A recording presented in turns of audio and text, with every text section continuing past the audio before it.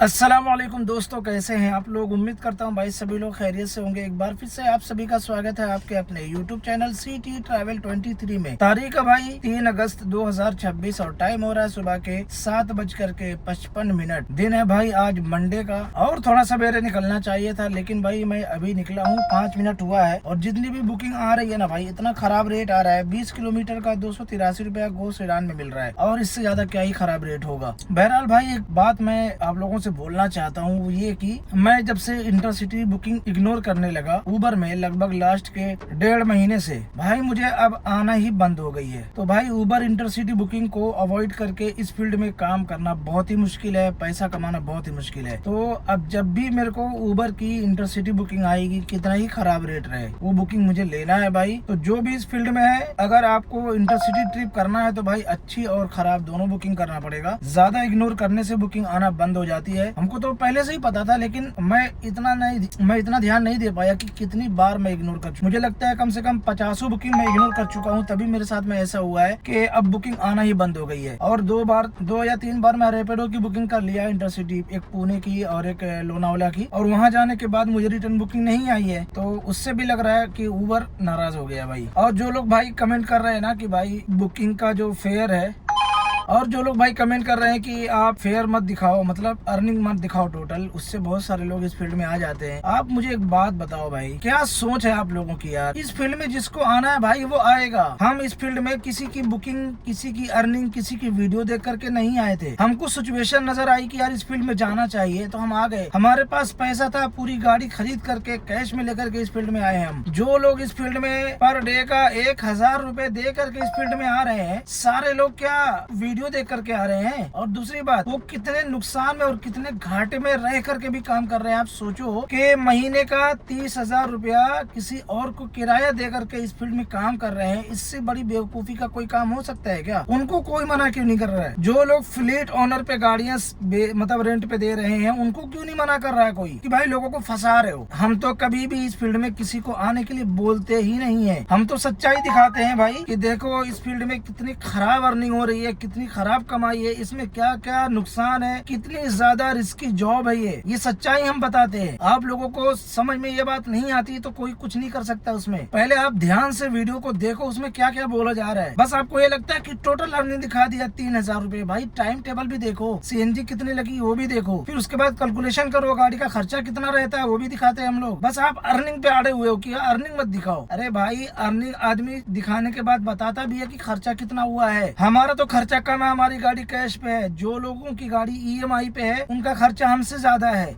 उसके बाद जो रेंट देते हैं पर डे का 1000 रुपया, 900 या 1100-1200 रुपया, उनका खर्चा सबसे ज्यादा है। फिर भी वो इस फील्ड में काम कर रहे हैं भाई, उनको हमने थोड़ी बुलाया इस फील्ड में। आज तक मैंने किसी वीडियो में अगर बोला है कि रेंट पे गाड़ी लेकर के इस फील्ड में आओ पैसा कमाओ, तो मुझे बताओ, मैंने कभी बोला किसी को। और जो लोग भी मुझे मैसेज करते हैं या कॉल करते हैं, मैं आज तक उनको नहीं बोला कि भाई आप रेंट पे गाड़ी लेके चलाओ। और जो लोग रेंट पे गाड़ी लेके चला रहे हैं, उनको भी दिमाग है, उनको भी सोचना चाहिए कि वो अपना टाइम कितना ज्यादा इस फील्ड में वेस्ट कर रहे हैं। कभी जिंदगी में तरक्की नहीं कर सकते 30 से 35,000 रुपए जो किसी और को पे कर रहा है। जो 500-600 रुपए देता है वो 12 घंटे की गाड़ी चलाता है, और जो 1000 रुपए देता है या 1200 रुपए देता है वो पूरा 24 घंटे उसके पास गाड़ी रहती है। लेकिन वो सोचो कि पूरे महीने में कितना पैसा पे कर रहा है सामने वाले को। बहरहाल भाई जिसको बात समझ में नहीं आती उसका कोई इलाज नहीं है अपने पास। अभी तक मैंने कोई बुकिंग लिया नहीं, आगे बुकिंग लेने के बाद आपको अपडेट करता हूँ भाई। तो प्लीज वीडियो में बने रहिए, सोच समझ के कमेंट करो, अच्छे कमेंट करो, किसी का कोई नुकसान नहीं कर रहे हैं। 8:03 पे अपने को पहली बुकिंग आ गई है भाई,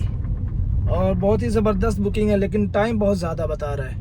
टाइम हो रहा है 1:27। अपनी 3 बुकिंग कंप्लीट करने के बाद मैं आ चुका हूँ भाई पोखरन रोड थाने वेस्ट में। पहली बुकिंग सेक्टर 11 कोबर कहने से पिकअप किया था, कांदिवली वेस्ट में ड्रॉप किया। 37 किलोमीटर डिस्टेंस था भाई, 1016 रुपया मिला और 2 घंटा 31 मिनट टाइम लगा। दूसरी बुकिंग भाई कांदिवली वेस्ट से मैं ले लिया थाने की। हालांकि मुंबई की भी बहुत सारी बुकिंग बज रही थी, बहुत कम फेयर मिल रहा था, तो मैं थाने की बुकिंग लिया। 28 किलोमीटर डिस्टेंस था आर मॉल का, और उसमें मुझे पैसा मिला भाई 572 रुपया। टाइम लगा 1 घंटा घंटा 31 मिनट। फाउंटेन से पूरा गायमो घाट पूरा फुल जाम था एकदम भाई, बहुत जबरदस्त जाम लगा हुआ था वहाँ पे। आर मॉल में जैसे ड्रॉप किया तुरंत मुझे वहाँ से पोखरण रोड थाने की बुकिंग मिली। 4.5 किलोमीटर का 174 रुपया मिला भाई, और 13 मिनट लगा। प्रीमियर की बुकिंग थी और उसके पहले वाली भी प्रीमियर की बुकिंग थी। यहाँ पहुँचने के बाद इतना खराब रेट मिल रहा है, BKC का 415 रुपया मिल रहा है और वर्ली का 550 रुपया मिल रहा है। सोचो 35 किलोमीटर है यहाँ से वर्ली। अगली बुकिंग यहाँ से नवी मुंबई की लेने की कोशिश करेंगे। वैसे यहाँ पे सर्च बता रहा है, देखो सर्च बता रहा है, लेकिन भाई बुकिंग नहीं आ रही है। और उबर गो में मैं कोई भी बुकिंग नहीं कर रहा हूँ, सेडान और प्रीमियर की बुकिंग कर रहा हूँ। रैपिडो भी ओपन किया हूँ अभी, लेकिन इसमें भी कोई खास बुकिंग नहीं आ रही है, एकदम शांत है पूरा मामला।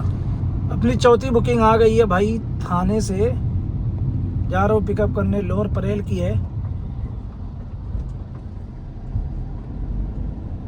और प्लस ये प्रीमियर बुकिंग है।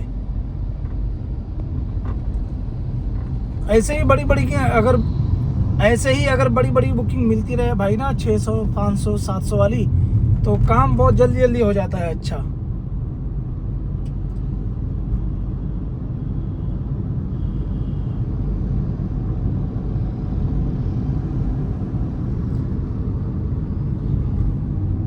%100% लगेगा, सब इसको ये लगा देगा सचिनगर वाली। क्योंकि क्या है ना, ये क्या होता है कि नॉर्मली इसमें क्या होता है भाई, ये जो आप कांच की बिल्डिंग देख रहे हो ना, ये बहुत बड़े बड़े कंपनियों की हेड ऑफिस है, ऑफिसेस हैं इसके अंदर।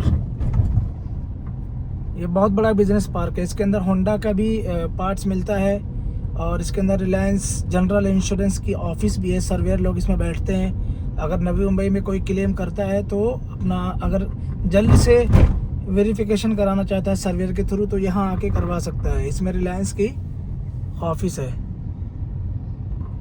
ये है इसका गेट, APMC मार्केट में ही समझो है ये ऑफिस। टाइम हो रहा है भाई 4:16। अपनी 2 बुकिंग और कंप्लीट कर चुका हूँ और आ चुका हूँ भाई मैं वाशी में। लास्ट आपको अपडेट दिया था थाने में, तो भाई वहाँ पे लगभग 20 से 25 मिनट के बाद एक बुकिंग ले लिया था मैं, लोअर परेल की। डिस्टेंस था भाई 34 किलोमीटर। पैसा मिला था 622 रुपया और टाइम लगा था सिर्फ 1 घंटा 12 मिनट। जैसे लोअर परेल में ड्रॉप किया भाई, तुरंत वहाँ से मुझे अगली बुकिंग मिल गई पेनिनसुला बिजनेस पार्क से, अक्षर बिजनेस पार्क सेक्टर 19 वाशी की। डिस्टेंस था भाई इसका 27 किलोमीटर और 58 मिनट टाइम लगा। 412 रुपया मिला। मुझे जाना था घर पे खाना खाने, इसलिए ये वाली बुकिंग ले लिया, वरना मैं नहीं लेता इतना कम पैसे में। अब जा रहा हूँ खाना खाने, नमाज पढ़ूंगा, उसके बाद फिर निकलूंगा काम पे। भूख लगी है बहुत तगड़ी वाली। 5:47 पे आ गया हूँ भाई। सबसे पहले CNG भराना है, CNG भरा रहा हूँ। और ये है अपना कोपरखैनी MIDC, और उसके बाद भाई बुकिंग लेंगे। वैसे मैं अभी गो होम डाल के रखा हूँ सतारा का, क्योंकि मेरे को आउट स्टेशन की बुकिंग करना है भाई, बहुत इंपॉर्टेंट है करना, इसलिए मेरे को बुकिंग नहीं आ रही है।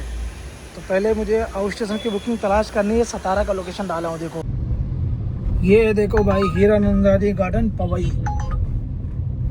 रात का टाइम है, कितना खूबसूरत मंजर है भाई यहाँ पे।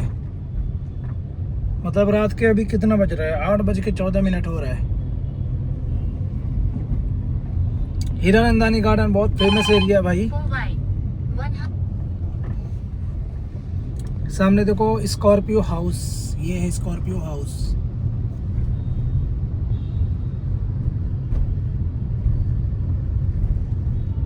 बहुत ही खूबसूरत जगह है भाई, यहाँ पे लोग घूमने आते हैं, और यहाँ पे बहुत बड़े बड़े बिजनेस पार्क भी हैं।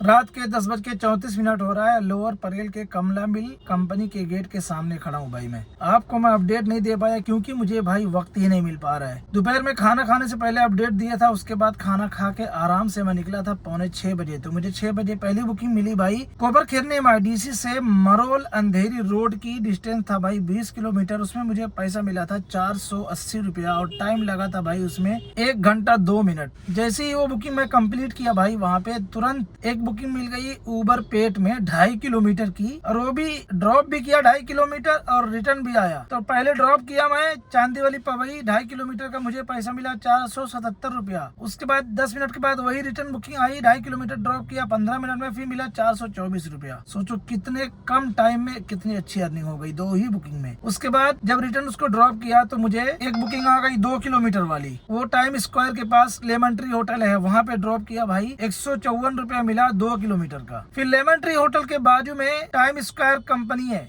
आपको मालूम होगा, वहाँ से मुझे अगली बुकिंग मिल गई भाई साहब BDD चौल लोअर परेल की। इस बुकिंग का डिस्टेंस था 24 किलोमीटर, 581 रुपया मिला, 38 मिनट में ड्रॉप कर दिया। और लोअर परेल ड्रॉप करने के बाद अब मैं आ चुका हूँ कमला मिल के पास। यहाँ से अगली बुकिंग नवी मुंबई की लेके जाना है। एक बुकिंग लिया था भाई लेकिन वो हो गई कैंसिल, वो थी खार घर की, पैसेंजर ने कैंसिल कर दिया जैसे ही मैं यहाँ पे पहुंचा। तो बाहर भी वेट कर रहा हूँ अगली बुकिंग का। आज बहुत जबरदस्त कमाई हुई है अल्हम्दुलिल्लाह। लास्ट में आपको बताता हूँ।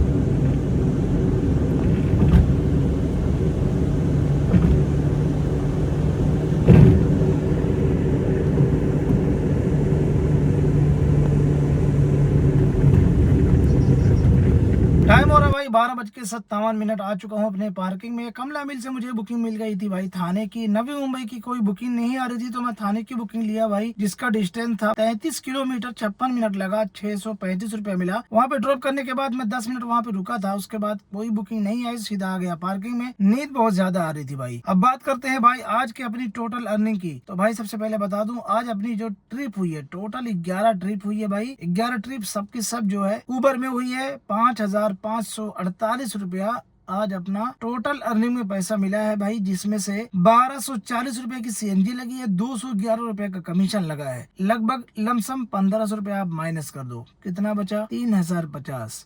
अब 3050 में से ना मेरा कोई EMI है और ना ही मेरी कोई रेंट देना है मुझे, तो मैं ये दोनों मैनेज नहीं कर सकता। जिनकी गाड़ी EMI पे है और जिनके रेंट पे है वो लोग अपने अपने में से ऐसा घटा लिया करें या अपना खर्चा ऐसे समझ लिया करें। या अगर कोई आने वाला है तो वो समझ ले कि अगर मैं 3000 कमाऊंगा तो उसमें से मुझे EMI देना है या रेंट देना है या जो भी करना है उसमें से घटाना है। जो मेरा नहीं घटता है या जो मेरा नहीं है उसको मैं कैसे घटा सकता हूँ। बाकी जो खर्चा होता है गाड़ी का, जैसे सर्विसिंग का खर्चा या पेपर वर्क का खर्चा, तो वो साल में पेपर वर्क एक बार लगता है, सर्विसिंग पूरी साल में 7 से 8 बार होती है, तो वो उसी वक्त बताया जाता है भाई आप लोगों को। डेली की अर्निंग में से जो डेली खर्चा होता है वो बताया जाता है आपको कि ये खर्चा हुआ है। जैसे CNG डेली लगती है, कमीशन डेली लगता है, तो वो हम डेली की इनकम में से माइनस करके आपको बताते हैं। जो मैं प्रॉफिट बताता हूँ उसकी 3050 रुपया प्रॉफिट है, इसमें कुछ भी कटता नहीं है, ये टोटल अपनी जेब में आता है भाई, अपने अकाउंट में आता है। आप लोग ये समझ लिया करो। बेसमझी और बेमतलब वाली बातों का कमेंट करके कुछ फायदा नहीं है। जो डेली खर्चा होगा वो डेली बताया जाएगा, जो साल का खर्चा होगा वो 7 साल का बताया जाएगा, और जो सर्विसिंग में लगता है वो सर्विसिंग के हिसाब से बताया जाएगा। ठीक है, तो आज का अपना प्रॉफिट 3050 रुपया है भाई।